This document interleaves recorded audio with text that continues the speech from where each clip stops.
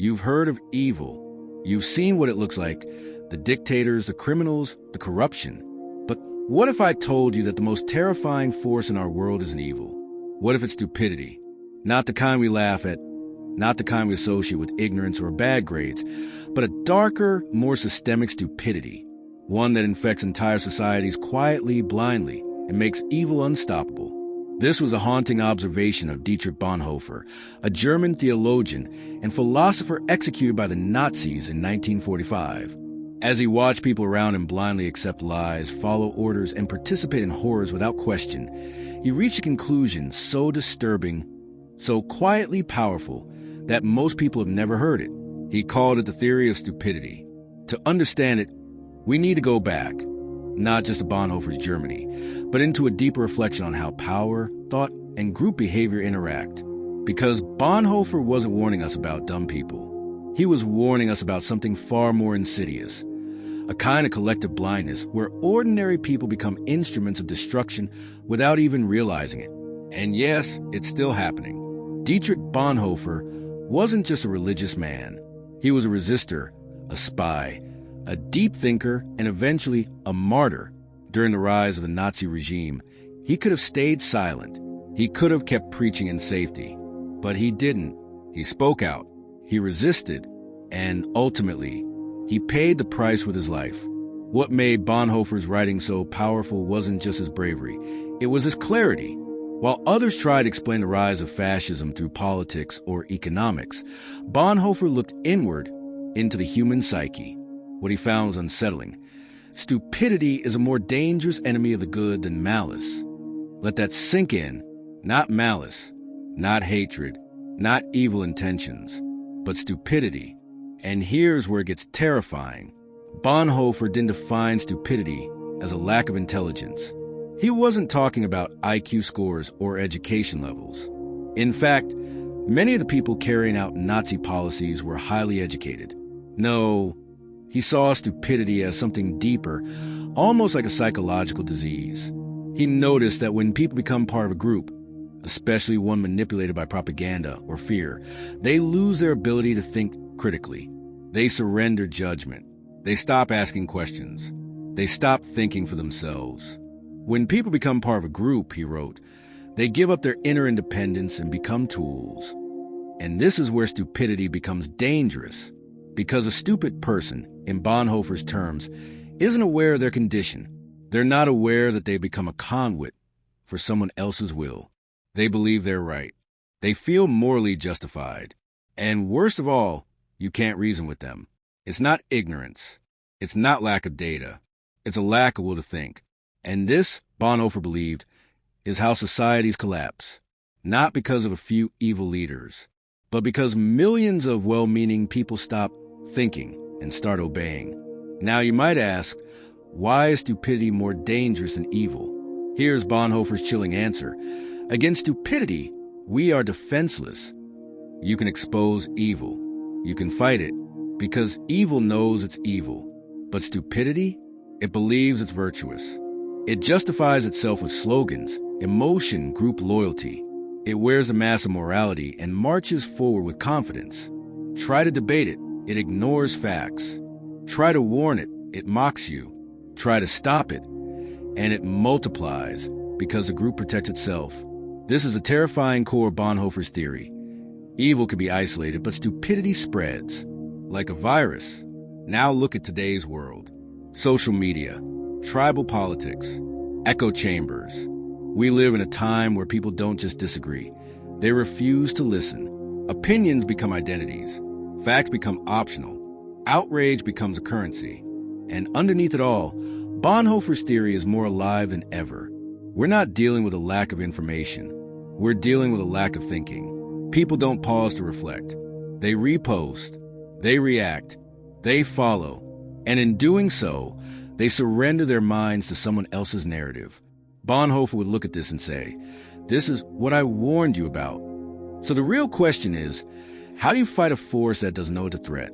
How do you stand against something that wears the face of righteousness, but walks blindly into destruction? Bonhoeffer believed there was a way, but it wasn't through shouting louder. It wasn't through rage. It was through individual courage. the courage to think, to question, to resist the pull of the crowd. This theory wasn't meant to be heard, but now that you've heard it, you'll start seeing it everywhere. Bonhoeffer didn't believe stupidity was simply an individual flaw. He saw it as something social, something that emerges under specific conditions, especially in times of fear, mass mobilization, or political chaos. He noticed that as a society becomes more politically charged and emotionally manipulated, a strange shift begins. People no longer think as individuals. They begin to move as a crowd. And once that shift happens, something even more dangerous occurs. The mind shuts down and the person becomes a function of the group. They repeat phrases, adopt ideas, take positions, but none of it is truly theirs. It's all borrowed, all inherited from the atmosphere they're immersed in. Bonhoeffer wrote, "Upon closer examination, it becomes apparent that every strong upsurge of power in public life, be it political or religious, infects a large part of humankind with stupidity. That's the key. Stupidity is an infection, not a defect. It spreads. It thrives in environments where critical thinking is discouraged, where people are rewarded for loyalty, not logic." In Nazi Germany, Bonhoeffer watched this unfold in real time. Neighbors turned on neighbors.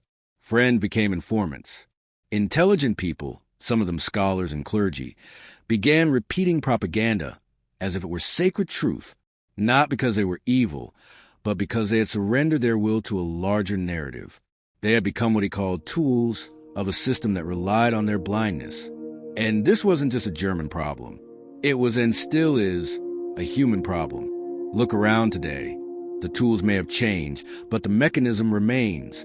We are flooded with opinions, hashtags, viral outrage, simplified enemies, instant labeling. And beneath it all is that same psychological surrender, the same refusal to pause and think for ourselves. Bonhoeffer observed that the truly frightening thing about stupidity is that it's immune to reason. You cannot argue your way through to someone who's lost the capacity for self-reflection. You can present facts. You can offer proof. You can plead with logic. But if someone has replaced thought with allegiance, none of it gets through. In fact, they may become even more certain in their beliefs. Why? Because in that group state, the individual no longer sees disagreement as a challenge to ideas. They see it as a threat to identity. And once identity is on the line, no argument matters. This is what makes stupidity so hard to confront. Bonhoeffer wasn't trying to insult people. He wasn't mocking. He was warning. He was trying to explain that stupidity is a condition, and that condition is exploited by power, because it's easy to manipulate someone who no longer thinks. It's easy to steer masses when they don't question. It's easy to build empires when millions are just echoing what they're told. This is why dictators love crowds. This is why cults need unity. This is why propaganda works best on those who believe they are on the right side of history. The smarter a regime is, the more it doesn't need brute force. It just needs people to stop thinking. And this is where Bonhoeffer's theory becomes painfully relevant in our time. We live in an age of constant noise. Everyone has a platform. Everyone has an opinion. But how much of what we say, how much of what we believe, actually comes from us? How much is repetition? How much is pressure? How much is fear of standing alone? Bonhoeffer believed that the only way to fight stupidity was through moral and intellectual courage, not violence, not anger, but the slow, deliberate process of helping people recover their independence. He wrote, "Only an act of liberation, not instruction, can overcome stupidity. In other words, you can't educate someone out of it. You have to awaken them, usually by helping them feel their own lost autonomy. That's not easy. It's not quick, but it's the only way." So what does that look like? It means choosing reflection over reaction. It means being willing to pause before sharing, before following, before joining the chorus. It means daring to be uncertain, even when everyone around you is loudly sure themselves. It means asking, do I believe this because I've thought it through, or because it's what I've absorbed? This may sound simple, but it's revolutionary, because in a world driven by mass behavior, the greatest act of rebellion is thinking for yourself. Bonhoeffer understood that stupidity wasn't just a failure of logic, it was a surrender of the soul. and that surrender made the atrocities of his time possible. People didn't wake up one day and decide to support evil. They slid into it, step by unthinking step, surrounded by others doing the same. They followed orders. They avoided questions. They kept their heads down. They conformed. And in doing so, they enabled horrors they never would have consciously chosen. That's the trap. Stupidity doesn't feel dangerous while you're in it. It feels comfortable, safe, aligned. Everyone around you is doing the same thing. That's why it's so hard to resist. That's why it's so terrifying. Because once you're inside it, you don't even know what you've lost. Bonhoeffer's theory asks us to stop blaming monsters and start looking in the mirror. Evil doesn't succeed because of villains.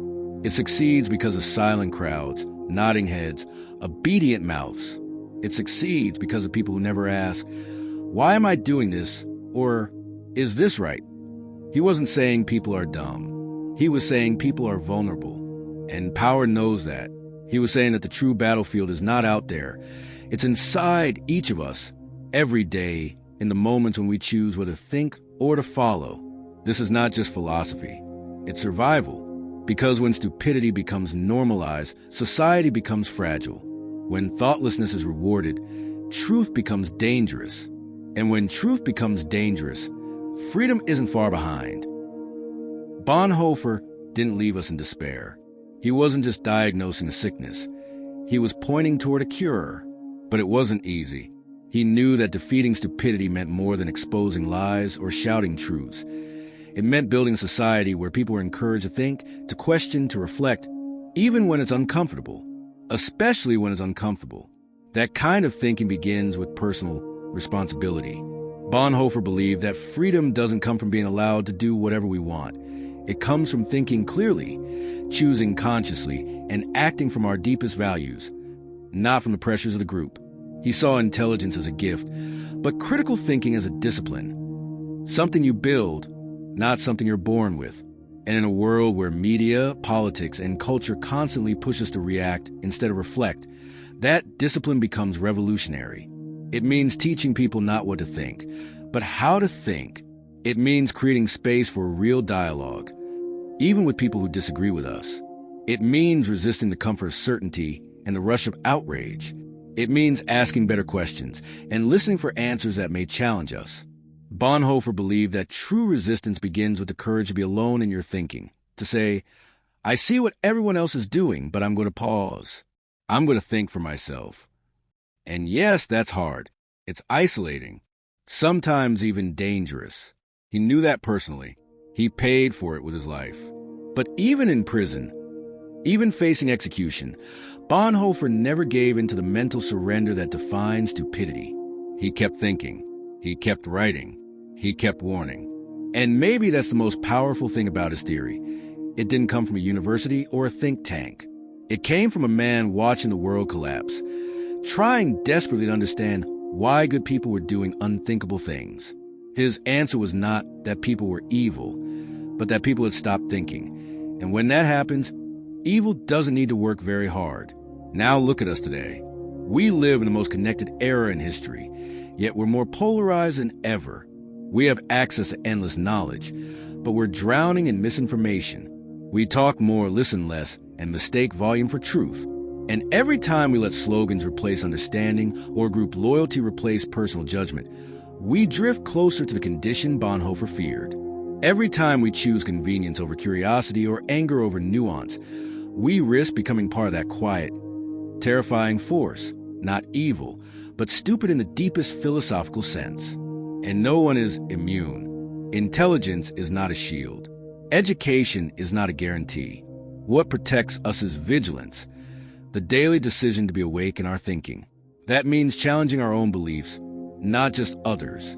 It means being more interested in understanding than in being right. It means realizing that silence, conformity, and comfort can be far more dangerous than open disagreement.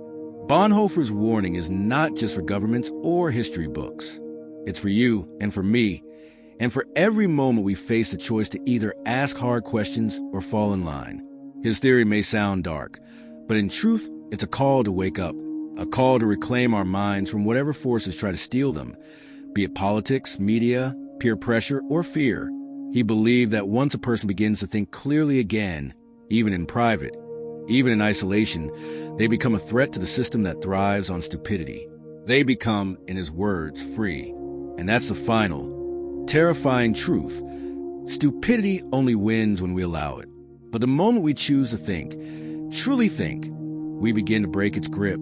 That choice, quiet as it may be, is an act of rebellion. And maybe that's why this theory was never meant to be heard. Because once you understand it, once you see it operating all around you, you can't unsee it. You start to notice how people speak in borrowed phrases, how arguments are made without substance, how the loudest voices often say the least. And you realize that the most powerful thing you can do, the most radical act, is to pause, to question, and to think anyway. Bonhoeffer didn't live to see a world where his warnings were fully understood. But now, decades later, we have the chance to prove he was right, not by fearing stupidity, but by refusing to be part of it. The terrifying theory wasn't meant to be heard, but you've heard it now. The real question is, what will you do with it?